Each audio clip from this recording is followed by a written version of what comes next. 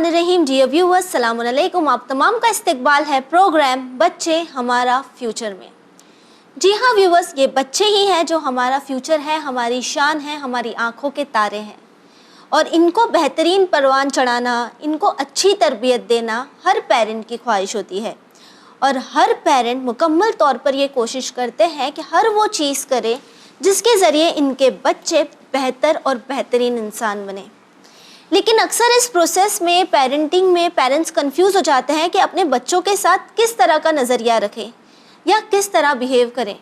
साजिद, हम काफ़ी बार देखते हैं कि कुछ पेरेंट्स होते हैं वो बहुत अथॉरिटेटिव होते हैं, जो बच्चों से हर हाल में हर बात मनवाएंगे, या कुछ बहुत ही ज़्यादा लिबरल होते हैं, बहुत आज़ादी देते हैं, जिन्हें हम कूल कहते हैं। और कुछ पेरेंट्स अक्सर कंफ्यूज नज़र आते हैं ताकि नहीं समझ पाते कि बच्चों को हैंडल किस तरह करना है।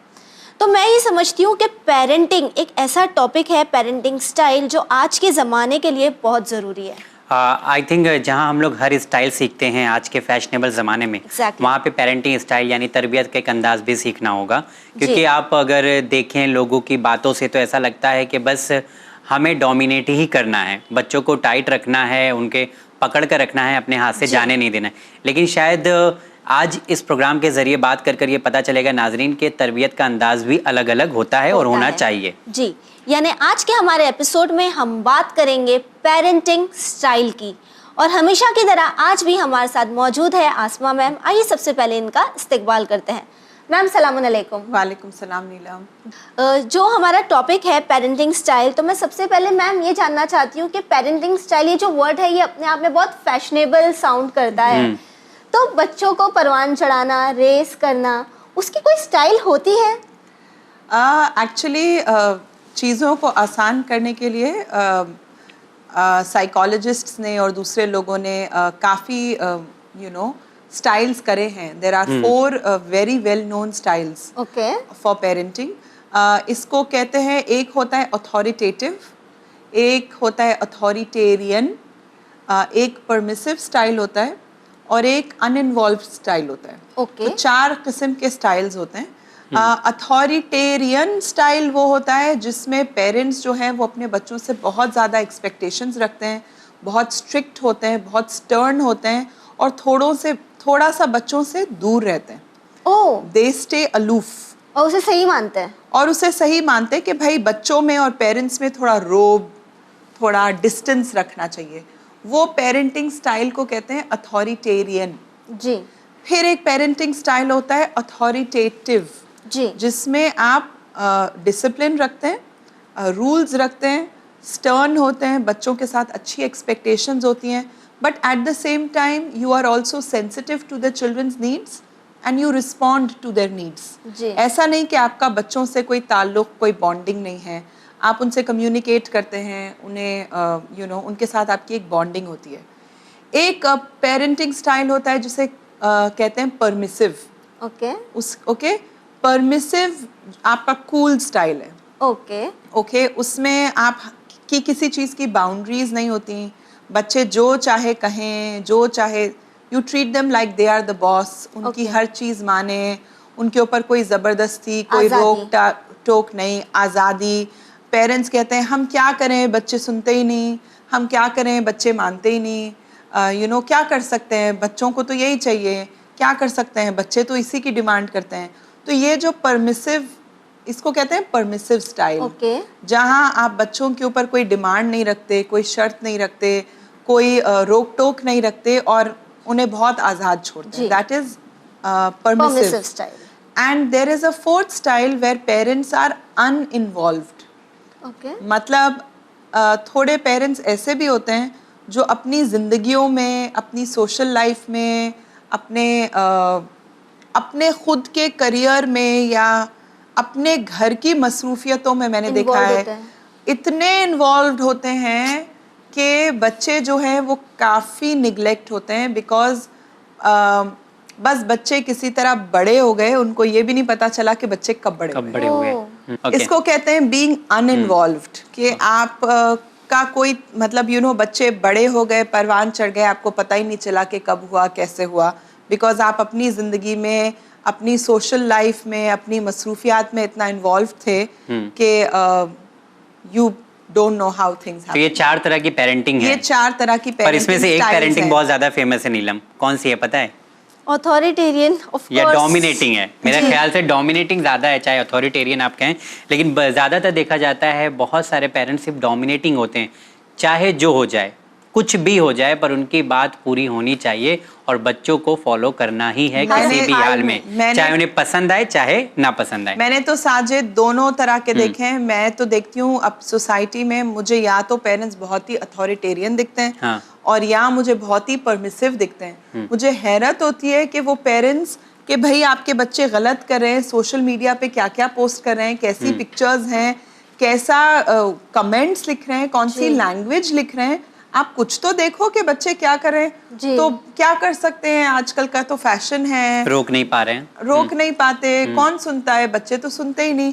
तो मुझे तो लगता है या तो अथॉरिटेरियन की मैं मेजॉरिटी देखती हूँ और या बहुत ज्यादा परमिसिव की मेजॉरिटी. बैलेंस नहीं है. लेकिन डोमिनेट होना कैसा सही है? बहुत सारे लोग यही मानते हैं कि डोमिनेशन ज्यादा अच्छा चीज है, अपब्रिंगिंग अच्छी होती है, ऐसे बिकॉज सोचते अगर आप हैं. बच्चों को कंट्रोल नहीं करेंगे, अपनी बात नहीं मनवाएंगे, तो ये लापरवाह हो जाएंगे और बहुत ज्यादा हाथ से निकल जाएंगे. अच्छा, इसे डिसिप्लिन भी माना जाता है. हाँ. इससे डिसिप्लिन भी माना जाता है. मगर आप ये भी सोचें कि इतनी ज्यादा डोमिनेशन और अथॉरिटी से बच्चे आपसे दूर हो जाते हैं. फिर जब उनकी जरूरत थी, उनको समझना था, तो you were not there for them. फिर आप हर चीज़ में, मैं अपने व्यूअर्स से को एक पैगाम देना चाहूँगी कि आप याद रखें, आपका एक उरूज होता है आपकी ज़िंदगी का, और हर इंसान की ज़िंदगी का ज़वाल भी होता है. तो पेरेंट्स का भी एक उरूज होता है जब वो जवान होते हैं, जब उनके ताकत होती है, उनके हाथ में हर चीज़ होती है. आप अपना ज़वाल भी याद रखें कि थोड़ा वक्त ऐसा आएगा जब आप बुढ़े हो जाएंगे और आपको बच्चों की ज़रूरत होगी. तो आई थिंक हर पेरेंट को ये याद रखने की ज़रूरत है कि इस वक्त जब उनका उरूज है और बच्चे छोटे हैं, तो वो बच्चों की नीड्स को रिस्पॉन्ड करें. अच्छा. उनकी नीड्स के लिए सेंसिटिव रहें, उनका ख्याल रखें, उनकी बात सुनें, उन्हें ज़्यादा डोमिनेट ना करें, ताकि जब उनका ज़वाल हो और बच्चे स्ट्रॉन्ग हों और ताकतवर हों और बच्चों का उरूज हो, तो फिर वो पेरेंट्स के साथ वही बर्ताव ना करें जिसकी उन्हें आदत है. हाँ, ये जो होता है माशरे में कि अक्सर लोग ऐसे ही सोचते हैं, ऐसे ही करते हैं. जी. तो फिर आप पेरेंट्स के साथ भी ना, जब पेरेंट्स बुढ़े हो जाते हैं, तो फिर आप वही स्टाइल यूज करते हैं तो पेरेंट्स. अच्छा, ये असर जाके वापस से ऐसा हो सकता है, तो जैसी करनी वैसी भरनी वाला हिसाब होगा. Almost yes, it is like that. Okay ma'am, जहाँ हमने बात की उन पेरेंट्स की जो हर हालत में अपनी बात मनवाते हैं, वहीं कुछ पेरेंट्स ऐसे भी हैं साजिद जो बहुत लिबर्टी देते हैं. आज़ादी हर चीज़ में आज़ादी. हम बच्चों को अगर देखें, जो करना है कर सकते हैं, जितने पैसे मांगते हैं दे देते, जहाँ जाना है जाए, हर चीज़ में उनकी अपनी मर्जी होती है. यहाँ तक मैं कुछ ऐसे बच्चों को भी देखती हूँ जो शायद 8-10 साल के हैं, जिनके पर्सनल फोन्स हैं, ठीक है, और वो भी अच्छे वाले एकदम अपडेटेड वाले फोन्स जो फिलहाल चल रहे हैं, अच्छे अच्छे गैजेट्स होते हैं, और जिनके पेरेंट्स का ये मानना होता है कि इससे बच्चों में मोहब्बत बढ़ती है. तो क्या ये रवैया ठीक है? नहीं, मतलब ओवरऑल ऐसे कि हर डिजायर फुलफिल पूरी करते हैं, हर डिजायर, हर ख्वाहिश को पूरा करना. मेरा पर्सनल ओपिनियन है, as an educator, as a parent, मैं तो ये मानती हूँ कि हर चीज़ बच्चों को बहुत ईजिली नहीं देनी चाहिए, क्योंकि वो डिमांडिंग हो जाते हैं और वो समझते हैं कि उनका राइट है. They stop caring and thinking about others and others problems. और ज़िंदगी में हर चीज़ एक सी नहीं रहती नीलम, ज़िंदगी में बहुत उतार चढ़ाव होता है. तो जब बच्चों को इतनी आज़ादी की, इतनी हाथ खुला रहने की आदत हो जाती है, तो फिर जब उनको ज़िंदगी में प्रॉब्लम्स फेस करना होता है, तो they go through a really tough time. Ji. Right? And I think one of the best parenting styles is authoritative, जिसमें आप बच्चों से high expectations रखें, उन्हें discipline करें, but at the same time you are responding to their needs and being sensitive to their needs. Balance हो. हर चीज़ में, कुदरत के हर निज़ाम में balance best होता है.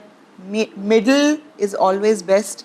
तो आप अथॉरिटेटिव भी रहें, आप डिसिप्लिन भी लाएं, आप उनके साथ हाई एक्सपेक्टेशंस भी रहें, but at the same time आप रिस्पॉन्स भी करें, आप सेंसिटिव भी हों, आप उनकी नीड्स को समझें, आप उनके साथ बॉन्ड करें.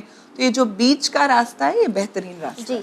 मैम एक और चीज़ यही परमिसिव पेरेंट्स में जो मैं समझती हूँ कि वो बच्चे जिन्हें हर बात में हाँ सुनने की आदत होती है या अपनी मर्जी हर चीज़ में मनवाने की आदत होती है, जब उन्हें ना कहा जाता है तो क्या उनमें वो नो का एक्सेप्टेंस आ पाता है? नहीं, बहुत मुश्किल होता है। बल्कि मैंने बहुत सारे बच्चों को बहुत सारे केसेस में बच्चों को डिप्रेशन में जाते हुए देखा है। मैंने बच्चों के अंदर डिसऑर्डर्स देखे हैं। They start developing disorders because they are not able to face the reality. जब आप अपने बच्चों को ज़रूरत से ज़्यादा प्रोटेक्ट करते हैं, ज़रूरत से ज़्यादा लिबर्टी देते हैं, ज़रूरत से ज़्यादा अथॉरिटी देते हैं, जब उनको कोई चीज़ में कॉम्प्रोमाइज़ करने की आदत नहीं होती, एडजस्ट करने की आदत नहीं होती, तो बड़े होकर वो उनके लिए एक बहुत बड़ा चैलेंज, बहुत बड़ा मसला बन जाती है, जिसकी वजह से वो लोग ज़िंदगी की सख्तियों को, तकलीफ़ों को, चैलेंजेस को फेस नहीं कर पाते एंड दे क्रैश। जी। तो क्या नीलम ऐसा भी देखा है मैम हम लोग ने कि अगर 2 बच्चे हैं या 3 बच्चे हैं, सबके लिए एक ही नेचर होता है, एक ही स्टाइल होती है, तो क्या हर बच्चे के लिए पेरेंट्स को एक ही जैसा बिहेवियर करना चाहिए, एक ही जैसा रहना चाहिए? देखिए, बारीक बारीक चीज़ों में तो you have to change your style a little bit. मतलब फॉर एग्जांपल अब मेरी, जैसे मैं हमेशा अपनी बच्चियों का एग्जांपल देती हूँ, 3 बेटियां हैं, तीनों अलग हैं, तीनों का टेम्परमेंट अलग है। ओवरऑल स्टाइल आपका अथॉरिटेटिव रहना चाहिए, जिसमें आपका डिसिप्लिन, जैसे मैंने पहले एक्सप्लेन किया था कि बैलेंस हो। ओवरऑल स्टाइल वही होना चाहिए मगर सबके लिए। मगर हर बच्चे के साथ थोड़ी बहुत डिफरेंसेस तो होते हैं in the way you deal, in the way you deal with the children. जैसे फॉर एग्जांपल अगर बच्चा बहुत ज़्यादा ज़िद्दी हो या बहुत ज़्यादा जिसे कहते हैं ना लाडला हो, ज़िद्दी हो, तो थोड़ा सा उनके लिए मॉडिफाई करना पड़ता है। एक तो बच्चों के साथ कभी ज़िद नहीं करनी चाहिए। ओके, जैसे फॉर एग्जाम्पल हर चीज़ में बच्चों के साथ ज़िद नहीं करनी चाहिए कि मैंने कहा है ऐसे होगा तो ये ऐसे ही होगा। ये वाली जो बात होती है ना, इसमें आप बच्चे को ये सिखाते हैं, जब आप जिद कर रहे हैं तो बच्चा भी वही इमिटेट करेगा ना। समझे आप कि मुझे चाहिए तो चाहिए, चाहिए तो चाहिए। अच्छा, हाँ। क्योंकि आपसे वो यही सीख रहा है कि करना है तो करना है। बिल्कुल। तो आपको कहीं ना कहीं सिचुएशन के हिसाब से, बच्चों के टेम्परमेंट के हिसाब से, बच्चों की सोच के हिसाब से, बच्चों की फीलिंग्स के हिसाब से थोड़ा बहुत अपने आप को मॉडिफाई करना होता है, थोड़ा बहुत अपने रवैये में चेंजेस लाना ज़रूरी होता है। यानी जिस तरह हम कहते हैं कि 5 उंगली एक जैसी नहीं होती, वैसे ही हर बच्चा एक जैसा नहीं होता। बिल्कुल। और मैम अगर हम बात करें होम कल्चर की, तो काफ़ी बार लोग इस बात को अच्छा मानते हैं। अगर मैं अपने घर की बात करूं तो even we have certain rules and regulations जो फॉलो करना होता है। तो एक होम कल्चर बनाना आज के दौर में कितना ज़रूरी है? बहुत ज़रूरी है Neelam. There has to be a home culture. बच्चों को अपनी आइडेंटिटी, अपना रूट, अपने रूट्स, अपने मतलब अपने घर के माहौल से बहुत फ़र्क पड़ता है। तो आपके घर में किस तरह का माहौल है, ये पेरेंट्स और माँ डिसाइड करती है। अगर आपके घर में सीरियल्स चल रहे हैं, रियलिटी शोज चल रहे हैं, गाना बजाना चल रहा है, मूवीज चल रही हैं हर वक्त, तो आपके घर का वही कल्चर हो जाता है, फिर आप वही माहौल बनता है। अगर आप अपने घर में पढ़ाई लिखाई का माहौल करेंगे, किताबें लाएंगे, बच्चों को लाइब्रेरीज लेकर जाएंगे, म्यूजियम्स लेकर जाएंगे, उनके शौक को इन्हांस करेंगे, पढ़ाई लिखाई की बातें करेंगे, अच्छी अच्छी सोच की, अच्छी गौर व फिक्र करने की, आपके घर में एक डिस्कशंस, खाने की टेबल पे डिस्कशंस किस तरह के हो रहे हैं, वो तरह का माहौल रखेंगे तो बच्चों की सोच, बच्चों की फिक्र वैसे ही होगी। अगर आपके घर में गीबतें चलती हैं, गॉसिप चलती है, एक दूसरे की बुराई हो रही है, मोहल्ले भर की बुराइयां चलती हैं, मामी चाची की कमजोरियां का जिक्र और तबसरा और उनका मजाक उड़ाना बच्चों के सामने वो सब चलता है, तो फिर घर का माहौल वैसा है। तो जिस तरह आप अपने घर के माहौल को बनाएंगे, आपके घर का माहौल बनेगा, वैसे ही बनेगा। और ये टर्म बहुत अच्छा था नीलम का, होम कल्चर। जी, ये जो है ना, ये होम कल्चर इस्टेब्लिश करना, ये माँ की जिम्मेदारी होती है। ओके। घर के बुजुर्गों की जिम्मेदारी होती है कि आप अपने घर का एक निज़ाम रखें, एक रूटीन रखें, थोड़े बहुत रूल्स एंड रेगुलेशंस हों।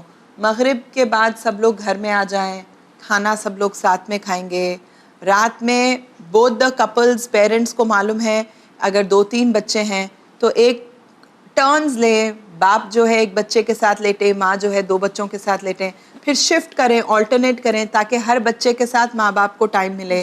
तो ये चीज़ें, इनके ऊपर मेहनत करना, गौर करना, कॉन्शियस डिसीजंस होते हैं ये आपके। थोड़ी चीज़ें होती हैं जो हम अपनी रॉ में, फ्लो में, बस जिंदगी चल रही है तो चल रही है, हमें रिफ्लेक्ट करने का पास किसका टाइम ही नहीं है। एक वो वाली जिंदगी होती है और एक ये वाली जिंदगी होती है कि आपने कॉन्शियस डिसीजन बनाया है, प्लान किया है कि मेरे घर का माहौल ऐसा होगा, मेरे बच्चे ऐसे होंगे, मैं अपने घर में ये चीज़ों को इजाज़त दूंगी, इन चीज़ों की इजाज़त नहीं दूंगी।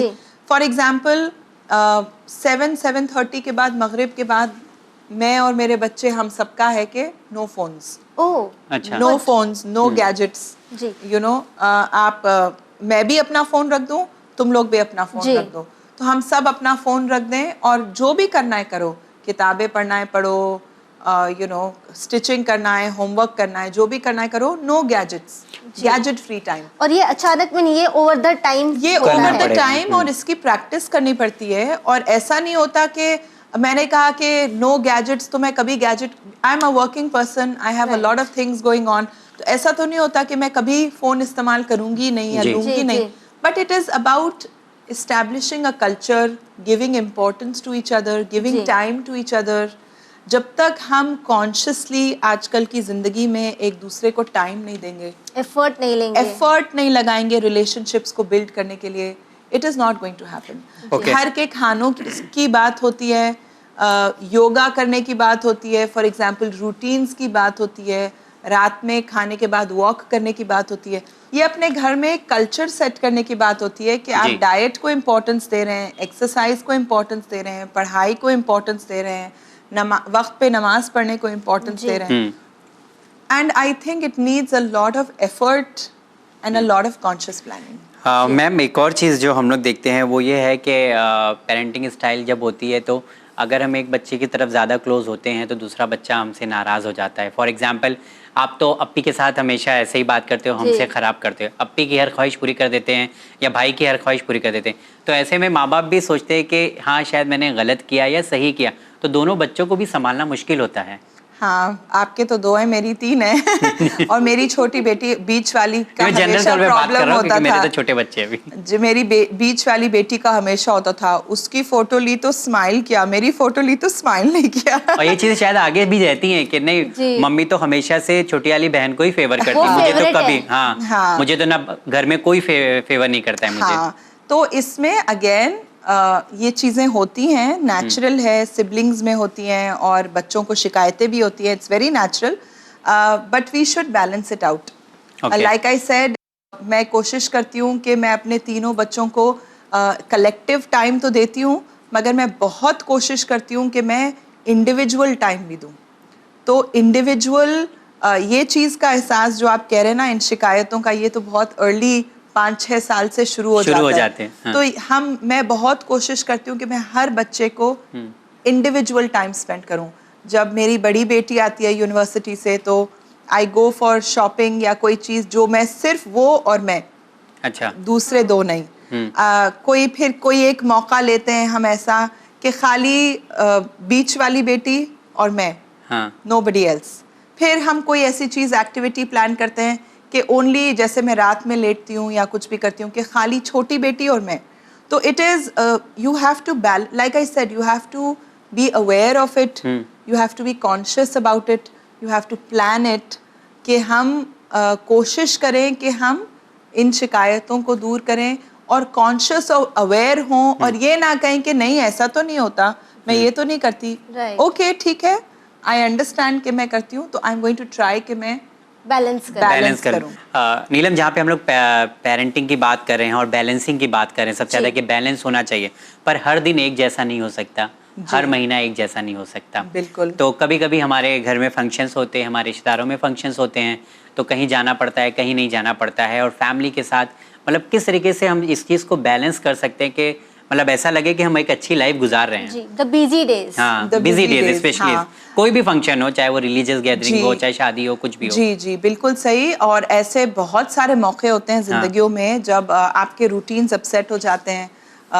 पूरा दिन महीने हमारे पास मुहर्रम निकल है, जाता है। रमज़ान है, इसमें रूटीन जो है बहुत चेंज हो जाता है। तो ये तो नेचुरल सी बात है कि सारी हर वक्त वो रूटीन और वो सेटिंग नहीं होती।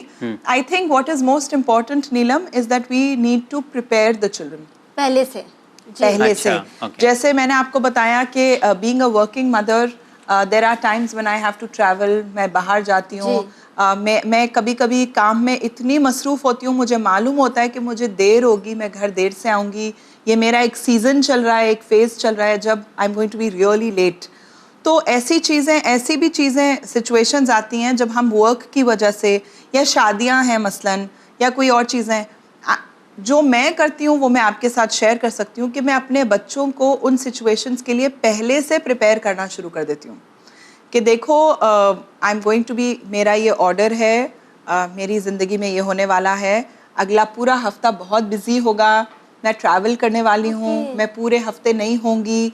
तो आई एम मेकिंग अरेंजमेंट्स कि everything is smooth, everything is organised, everything is planned, कि तुम ऐसे करना, पहले से सब्जी खरीद के रख लो, ये पकाना, ऐसे ऑर्गेनाइज करना ताकि कोई प्रॉब्लम ना हो, ताकि कोई प्रॉब्लम ना हो। तो हम बच्चों को कॉन्शियसली उस चीज के लिए प्रिपेयर करते हैं, अपनी एब्सेंस के लिए भी प्रिपेयर करते हैं, मेंटली प्रिपेयर करते हैं। और जरूरी है आई थिंक, अगर प्रिपेयर आई थिंक मैंने ये पता चला देखा है, सुबह जाना है, पता चलता है कि एक हफ्ते के लिए सुबह जा रहे हैं तो रात में बताते हैं कि हाँ मैं जा रहा हूँ। हाँ, तो आई थिंक हर चीज में बच्चों को मेंटली प्रिपेयर करने से, मैंने तो अपनी जिंदगी में ये देखा है कि चीजें बहुत स्मूथ हो जाती हैं, बच्चों की शिकायतें कम हो जाती हैं, वो अंडरस्टैंड करते हैं और कोऑपरेट करते हैं आपके साथ कि of course they know you are a working person, so how you need to balance it. And I think सबसे इम्पोर्टेंट चीज़ for working parents is the sense of security that you give your children.